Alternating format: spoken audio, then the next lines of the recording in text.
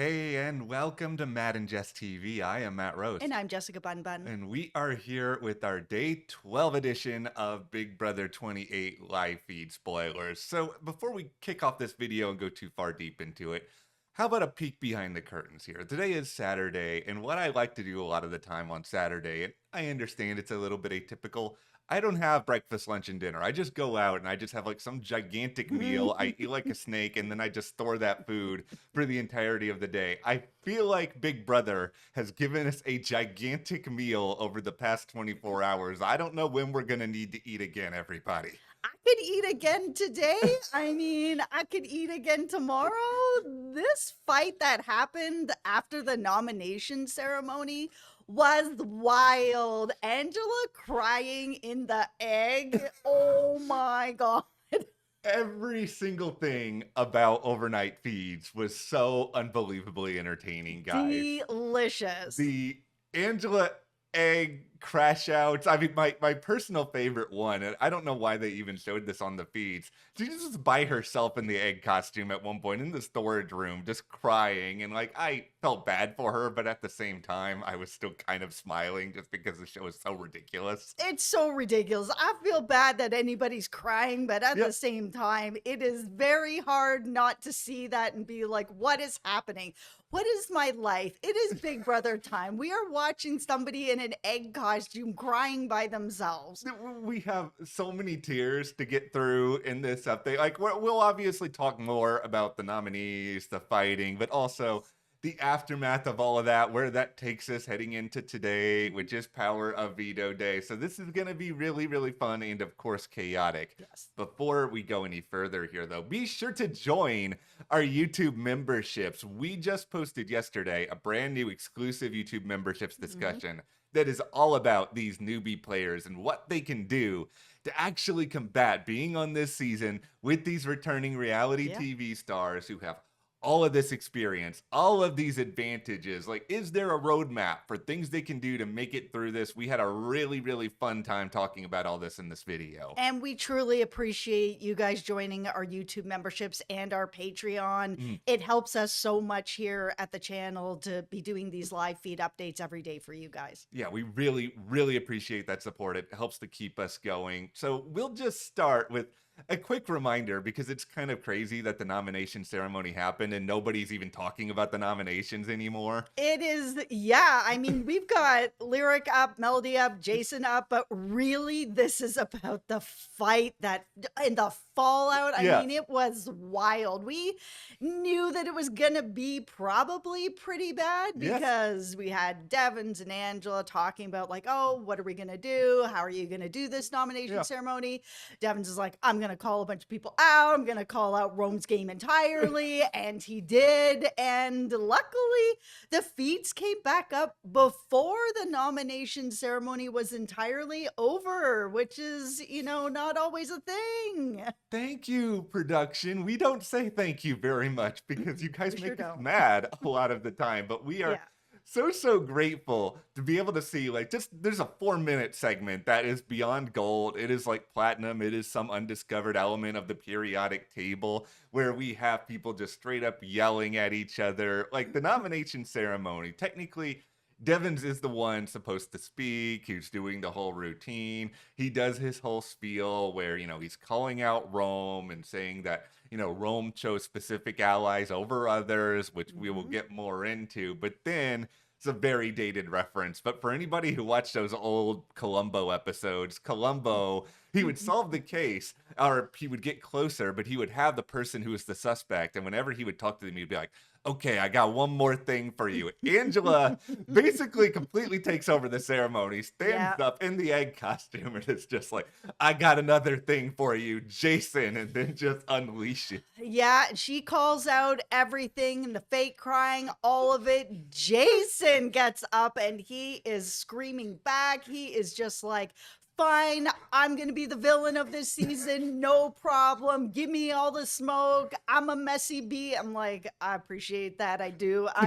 I am a messy bee as well. I really do enjoy watching that. Yep. Great feeds, Jason. Yeah, really, really great. This is the funny thing about Jason. I mean, he comes from a world where people are very, very dramatic and they're constantly going at each other and being shady. Like, Jason does a very unique thing here. He both takes part in the fight while also taking ownership of a lot of the things that he did. Yeah, Like, this he wasn't, did. yeah, it wasn't like some huge drawn out apology tour. I mean, he did be like, I did this. I own it. Like you said, I'm a messy bee. Like, it was a very interesting performance. I appreciate it. I will give him his tens for at least trying to make that part of it entertaining. As for whether or not this is going to radically change his game moving forward, we have to wait and see on that. I was really surprised that he did end up taking ownership for it in that moment the way that he did. I thought it was just going to be total pushback. Yeah. Yeah, I didn't expect that, so I was pretty happy to see that. Yeah, and I think the other thing that Jason's probably still processing in all of this is that clearly there are people he cannot trust who are spreading this information with other people. And, we know your guy Drew was one of the people who heard some of this. So I think from a game standpoint, he has to also rein some things in now and kind of realize, okay, I can't keep fighting about this forever. I have to rebuild bridges and find out, like, all right, why are certain people not trusting me? Yeah, he has to really sit back and think back to who did I tell this to? Because it wasn't that many people. Yeah. All right. Now we move to the next chapter of the fight. We talked about this. I think this is why, as much as we don't like Haley, Haley has value to this big toolshed alliance of, Yeah. the Devons group, the Kamu group. For those who don't know, they all kind of came together. And it is Haley is willing to fight, and Haley is willing to fight all the time. And Haley can probably fight over you if you don't want to fight and you want somebody else to. So Yeah. Haley has this thing where she acts like she's sort of cooler than everybody and above it all. And we all know people like this too, who anytime something is happening, they always want to have the last word, or they want to sort of chime in with some snarky comment in the middle of it to act like they're just being like, yeah, that's right. Listen to what this person is saying. And then nobody likes that, right? No. Rome was very, very upset about this. And in the midst at the end of this ceremony, he is just going in on Haley, calling her unbearable, saying nobody in the house likes her. Like, Rome, he took this too far. At the same time, I feel like a lot of people have been building this up towards Haley for a while and have just been kind of afraid to say it. Rome's not wrong. Is this good for his game? No, he has said it.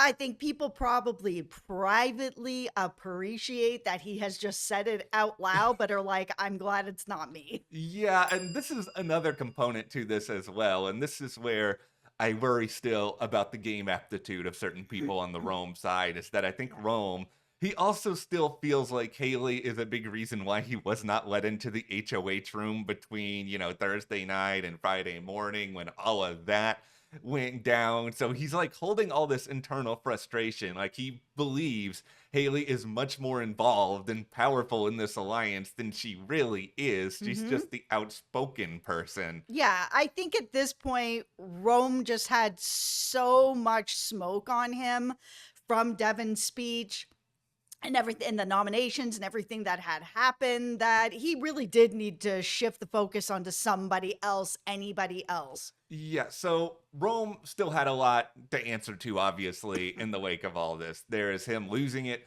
on Haley, that's Yeah. a part of it, but then there's also the actual things that Devin said about him in the ceremony, including effectively that he chose certain people he is supposedly working with over others. And Lala is the person who took this the worst, because there is this notion that Rome was basically willing to give her up on a silver platter over some other people like a Jason, like a Lyric. And I think we've talked about this. Rome has this bizarre magnetism, and I don't really get it on the outside of the house anymore, but it just seems like all these people think they're like a number one or number two ally for Rome for whatever reason. And Lala took this really, really bad. really bad. And I think that when you're this early on in the game and Yeah. you think that you are really this close to somebody, you think you're riding with them till the end of the game. But for him to already run the bus over her, even in the way that it happened, where he initially didn't, Yeah. and he was like, these are all the people I want to save. And Devins is like, shorten that list so that he's able to kind of have this moment where he's like, yeah, you guys, you were left off the list. These are the people that were on the list, sort of thing, without revealing that Devins very specifically was like, shorten that list. And it worked. It doesn't even matter that Devins said shorten that list. And Rome is like, yeah, this is what actually happened. Devins is like, yeah, that is, I confirm that's what happened. It doesn't matter because he still had to choose, Yeah. and he still didn't choose Lala. 100%. And this is where this may be a little bit of a hot take to say 12 days into the game. I think Devins may be a better Big Brother player than he is a Survivor player. It's just like He's still so messy, though. He got really lucky that he was able to get out of this. He did get really lucky. It's just really so shocking to me that ultimately he goes through this whole ordeal, creates all of this drama, basically gets Rome to confirm everything that happened when it comes to shortening the list, when it comes to all of this. And like he comes out of this being like, all right, I was kind of telling the truth with some of what I was doing, and Yep. Rome has no choice but to basically back away and be like, man, Devins, hats off to you. That's a really good play. Now, if we want to like tinfoil hat this, is it a way that Rome is playing this game where he is just gassing up Devins' move here to make Devins look like more and more of a target, that he's got this huge thing on his resume so early? Oh, he's so good of a player that people are going to want to get rid of him sooner rather than later. If that's what he's doing, then, good move. But I don't know that that is. I think that Rome realizes that he is in trouble. All his allies are on the block. Yeah. He is not on the block, but Devins has made this huge speech that's all about Rome. Rome has to know that he is the actual target. He was not picked so that he cannot play in the veto unless he gets pulled. Yeah. So I think Rome just knows he's in huge trouble. Really, really big trouble. And here's where I'll air out a little bit of personal frustrations when it comes to Rome. He is a little bit too emotional. He is getting too upset too early about things because he started a whole apology tour last night, and we'll get more and more into it as the night in Big Brother 28 goes on. But one of these things he's starting to be like is, oh, this is not my character. This is not my character. I don't want to present myself this way. And, that's fair. I have no problem with that. And I think it's wrong for all of us to hold up somebody to this model of perfection. People are going to make mistakes. It's Big Brother. You're going to say things you don't mean. However, this is like the umpteenth time in the past 24 hours that Rome has said this exact thing about his behavior. That's the thing. This is who Rome is. That this is Big Brother, and Yeah. you can't just keep it on all the time. The feeds are, 24/7. They're on a lot. Yes. But you can't hide anything about yourself. And that's okay. I think the fact that Rome wants to really present just this one side of him, it's not possible in this game. And that's fine. Yeah. People are complicated and nuanced, and they have bad sides to them. Nobody's all good or all bad. There's all kinds of different things. It is fine, Rome, that you have these things about yourself that you're like, oh man, I don't like this about myself. I don't really want people to see this about me. It's not who I am. No, it is who you are, but it's okay. Yeah, I think Rome just needs to, you want to do some apologizing for game reasons, but you also don't want to lay it on too thick so that it just seems ridiculous. And there were a lot of moments overnight where it did feel like we were crossing the line into ridiculous town, where it is, you have not known these people for 2 weeks, Rome. Yeah, you threw some people under the bus. It's a game. Certain allies, they may even realize, okay, so I'm not Rome's number one. I'm not Rome's number two, but where else am I going to go? Like these other people, they're all so much closer to each other than they ever are to me.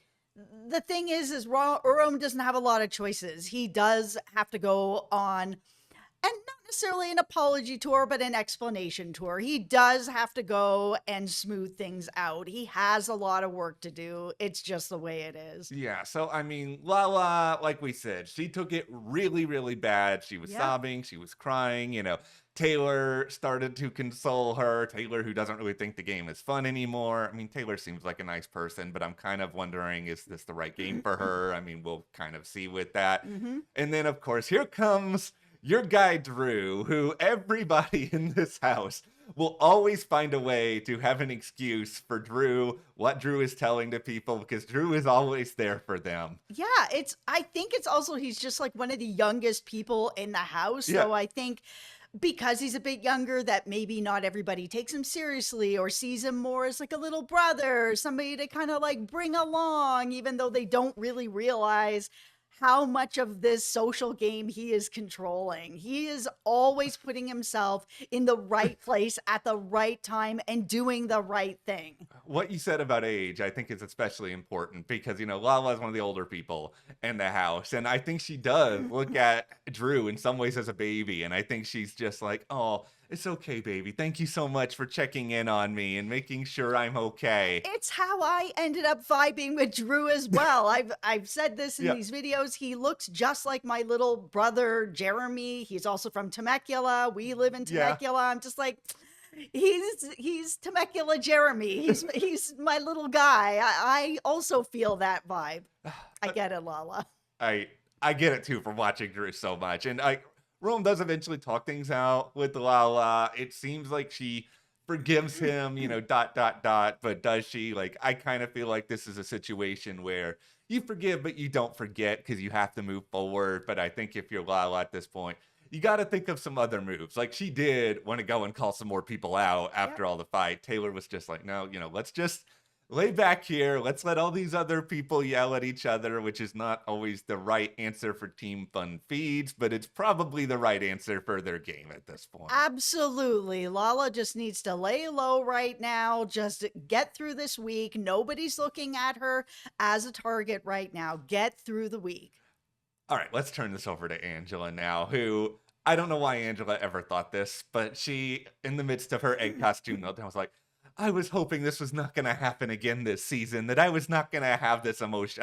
Angela, who are you kidding? Just be happy you did not have it in week one. Like we were talking about with Rome. This is also who you are. I at least feel like your meltdown was a lot more justified this season than your earlier ones that you had your first time around. Absolutely. This is not over some meats and cheeses. This is like actually you've got Jason talking about something that's like pretty dark and emotional, and you're trying to be there for him, and he's just like, making up these tears. I'm not actually really bonding with you. I'm fake crying. Like, I understand why she was as hurt as she was. Yeah, and like she tried to talk things out with Jason. She's told Haley now it's like, okay, I want Jason to think that we are actually okay. And after the game, personally, they might be okay. I think, they both realize that this is showmanship, this is a game, all that stuff is true. Right. But Angela, just like what we were talking about with Lala, you can forgive, but you don't forget. And it's just like if Jason stays on the block, depending on the configuration, Rome not up there, whatever else that happens, like there is a good chance that Jason ends up going because I think Angela's probably going to push for it when push comes to shove. Yeah. So while Angela is crying in the storage room, everybody else is crying. Dee and Devins, they are having the greatest time they have ever had. Like, they are having the time of their lives. Devins is making a million egg puns, which as a pun master, I very much appreciate. Yeah, I think that Devins and Dee are just thrilled that for whatever reason, Dee has gotten through her HOH. Nobody's talking about her. Devins has just gotten up and run the bus over Rome, his allies, that whole half of the house, and nobody's talking about him. It's bizarre. It's incredible. I mean, it's wild. I give them so much praise for this. I mean, we'll see. I mean, eventually people I'm sure are going to talk more about them, but this is the thing. I know Devins has some haters online. I just like, how can you hate this man? Like, he loves playing the game. He's just having fun with it. Like he's reiterated, nothing is personal. We talked about this yesterday, though. Of course, somebody is going to take it personal. Like Lyric seems to be the only one actually really mad at Devins, and it seems like it's just as much that, Rome is a target as it is that she's actually on the block. She's like said, I wouldn't want a parent to act like Rick, which is Oh, just, come on. yeah, it's really gross because I'm just going to say this, and I'm not trying to gas up Devins. It's like, this is actually how I would want a parent to act, where he's made clear boundaries of what is game and what is personal. And he's basically telling people it's okay to go in and play really hard and have fun and try to do everything that's allowed within the context of the game without being like, I don't like you, you're a bad person. He's not doing any of that. No, he's not getting personal with anyone. He's not attacking anybody's family. He's not doing any of those things. So far, it's all just game. And it was like that on Survivor as well. It's just, I still don't know how Devins wins this season. Like, he is so messy. It is really shocking that he did all this and has come out completely fine out of this. Like, I feel like if he keeps doing this, he's just not going to be able to win the game. And I've seen people online kind of being like, Devins is just there to get kicked out. And I don't believe that. This Yep. is the way that he has played twice on Survivor. Mhm. We've spoken to him in the past. First time he played Survivor. He's just somebody who's very mischievous. I said this yesterday too. Yeah. He's a lot like my son. My son is he is 3, but he is very charming. He's very social and he is very mischievous. So even though he is mischievous and he's out here doing all this stuff like Devins did, he can still find a way to get through it. I don't think that his purpose here is to come in, make good TV, and get kicked off. No, But I do think he's got a harder path to get to the end. He has yes. been on Survivor twice.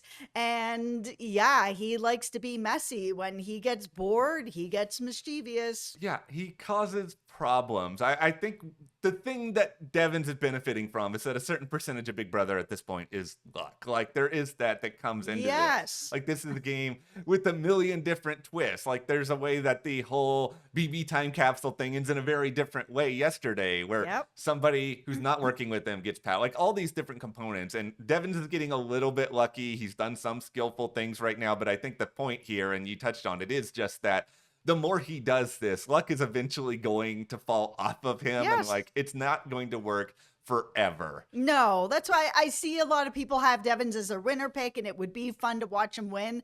But it's a hard road for him because Devins just gets in front of Yeah, Devins. he does. So, all right. So, as Lyric is melting down about all this, Camus, which I do not like saying this because I do not like Camus, but I will say, out of this whole Haley, Chuck, Camus 3-person group, he is the best player of them by far. Like, By far. yeah, it's not even close. Like he does have a pretty good strategic mind, and he is somebody who recognizes, all right, I'm gonna go and try to scoop up Lyric now. So yeah, so Camus goes to Lyric in the midst of all of this that's happening. You know, Mhm. she and Rome are doing their I love you routine, which is very, very annoying to watch. And Camus is doing his best to try to get her on board, and Rome has encouraged Lyric, go for it, play the game. Yeah. Lyric has said to Camus it would be foolish to choose love over a game, but it's just sort of like, well, you have chosen love over the game at every single turn so far. Why should I believe you? That's why I really feel that either Rome or Lyric needs to go this week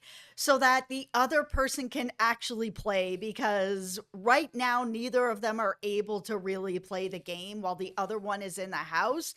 And I think that that's really the only way this other side of the house might be able to get their footing on what's going on with this Toolshed alliance.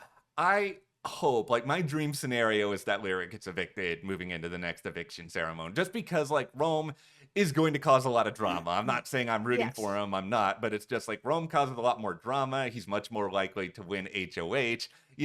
Jason causes drama. I think Melody still has some game in her. Like, in the midst of everything, I wondered, like, is Rome just completely going to lose everybody? But it doesn't seem like he has completely lost Melody, who has told Mallory that's like, we should consider keeping Rome over Jason, even though, we aren't in Rome's top of the alliance. Like, she clearly sees some value in him, like even still. I absolutely would keep Rome over Jason. I just feel that because Jason is looking to make these big TV moments and Yeah, he's doing things to make these moments like he did with Angela that don't actually benefit him, his game, or anybody that he's working with, yeah. and he's making himself such a huge target. I just feel like he's not the best ally to have. I would rather have a Rome who is still going to be a big target, but is strategically making moves to try to win the game. And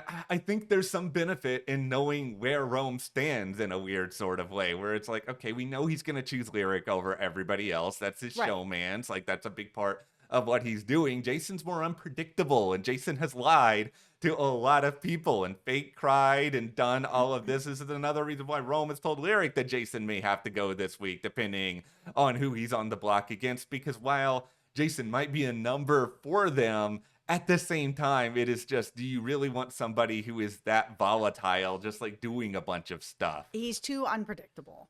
Okay, now let's talk about Mel. We have given praise to Drew, and we will give more praise to Drew in here, but I want to celebrate Melody for a moment because in the midst of all the fighting, everything else, her knowing that she's got to play for the veto, she Yeah. doesn't know if anybody would save her, like she has a chat with Devins after all of this. I think she comes across as really understanding of what he did and sells herself as, I don't really have a home anymore after everything that happened. I know where I stand with Rome. Like Yep. she makes herself eager to play the game. And I think, when Devins hears that other people want to play the game, that's like a moth to a flame with him. He just Yes. gets so excited. I think he vibed with her, and it seems like he might actually be willing to use the veto on her, whereas back when these nominations initially were being thought of, a lot of the consideration was if these three stay on the block, we're going to get rid of Melody. I don't know if that's the case anymore. Right. But I think that if he has an opportunity to take somebody off and get Rome on there and get Rome out, that he'll take that opportunity. So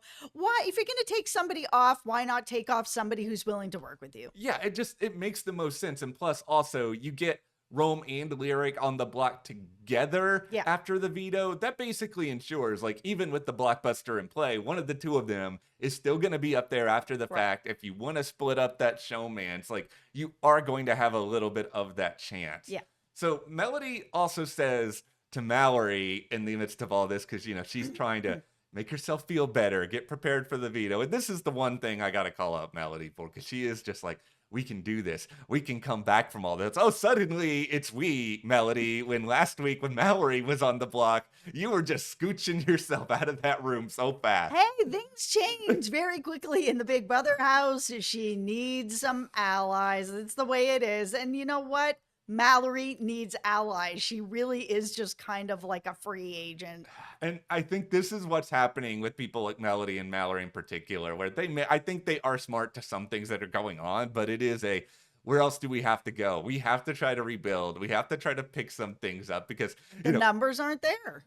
in comes your guy Drew, yet again, finding some sort of explanation for all of his... Because there's no way Drew should be able to get away with the fact that, number one, Ashley included him in all this information that nobody believed at the time. Number Right. two, he's in the HOH room when all this saga with Rome being not let in is happening. He still is going to Melody, to Rome, being like, I'm just a number to them. Like, I'm not that important to them, making it seem like, this is my real thing, even though those people all know that you're working together. I don't know how Drew is still getting away with this. He's got some charm, he's got some social game, and I still also think that his age plays into it, that because he's like one of the youngest people in the house, that people see him as not a threat, which is not the way to see him. He is totally a threat. He has so much information, everybody trusts him, and he is able to smooth everything out. I would not want to sit at the end with Drew.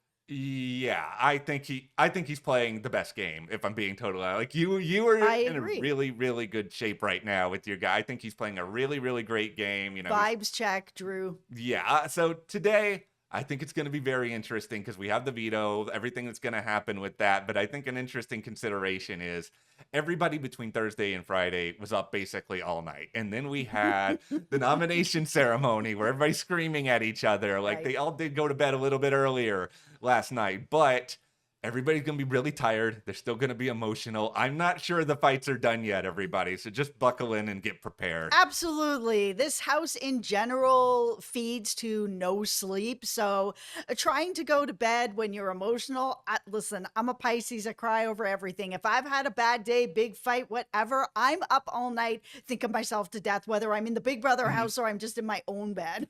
Well, we'll see what happens. That is our Big Brother 28 live feed spoilers for day 12. Thank you guys for being with us. We love Thank hearing you. what you have to say in the comments, and join our YouTube memberships for more exclusive Big Brother content. We have new videos there every week, and our new video is all about what these newbies can do to survive and persevere versus these reality TV stars. Yeah. Thank you so much. We'll see you Thank here you. next time.